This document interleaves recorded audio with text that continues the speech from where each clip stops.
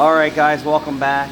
I had to get off that paintless dent repair. I did get it better, I just didn't have time to finish it.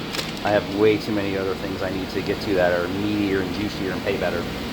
So we have, here's a 15 Nissan Sentra, just under 100,000 miles. So the story goes. 2000 Nissan Sentra, had talked to Nick over at Right Way Auto Sales, another used car dealership that we fix headaches and problems and other issues that other shops just don't want to get involved in. Midas in Lumberton said it was an exhaust manifold converter and 2 oxygen sensors. Was told 171 code, please diagnose, let me know what you find. Road test, good. Exhaust smell on the car. Engine quiet. CVT shifts fine.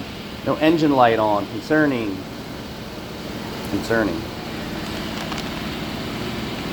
Midas Lumberton. Lumberton also told them that you have to use OEM O2 sensors and you have to use an OEM catalytic converter to the tune of $4,000. $4,000. Well, some vehicles do require OEM, some do not. Now our door handle's got a little problem. No engine lights on. Boom, we got codes. No codes on the dashboard saying the engine light's on, but what I like to see here is all the monitors are set and a PO 171 fuel system 2-lean bank 1. Let's go into some freeze frame data here and I just want to see you. So we have a short term at 18.8%. We have long term at 43% at idle.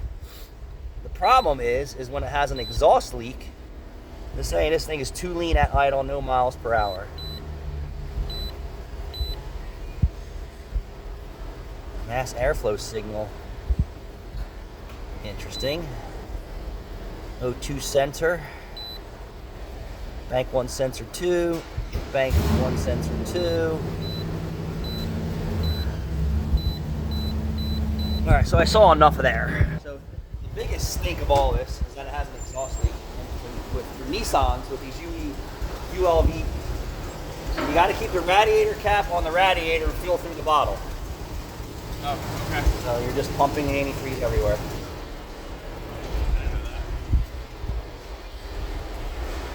All you had to do was fill the reservoir if it was low. You just pump the gallon out. What? Put that here now in it.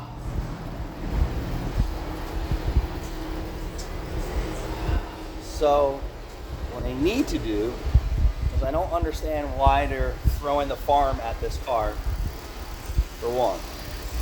So let's go through a little bit of a visual inspection. So fill the radiator, cap it, fill through the coolant, the surge tank.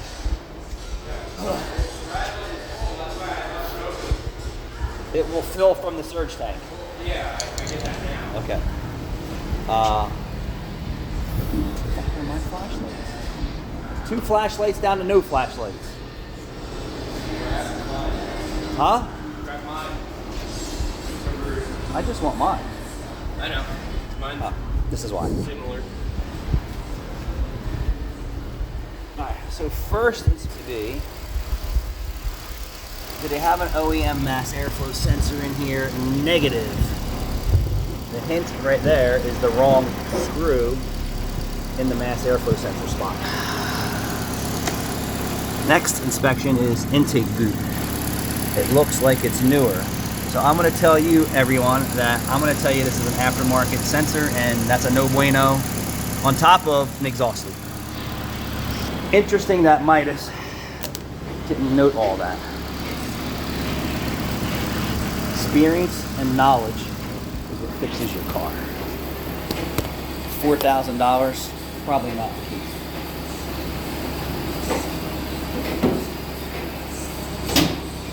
Now we need to get to the meat and potatoes of what's going on underneath the car.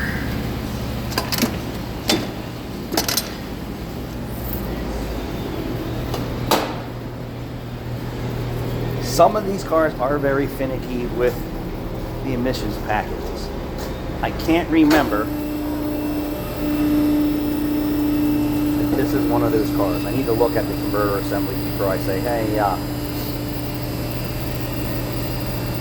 what I would rather see this customer do is put the right mass airflow sensor in there.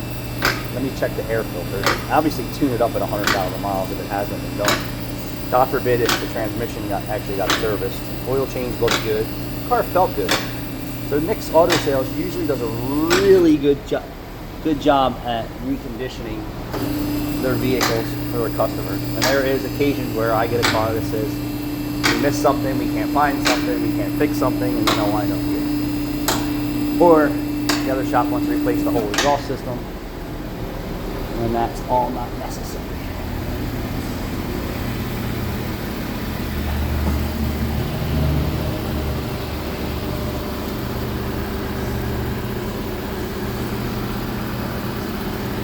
So they didn't remove the exhaust. I definitely have an exhaust leak up here.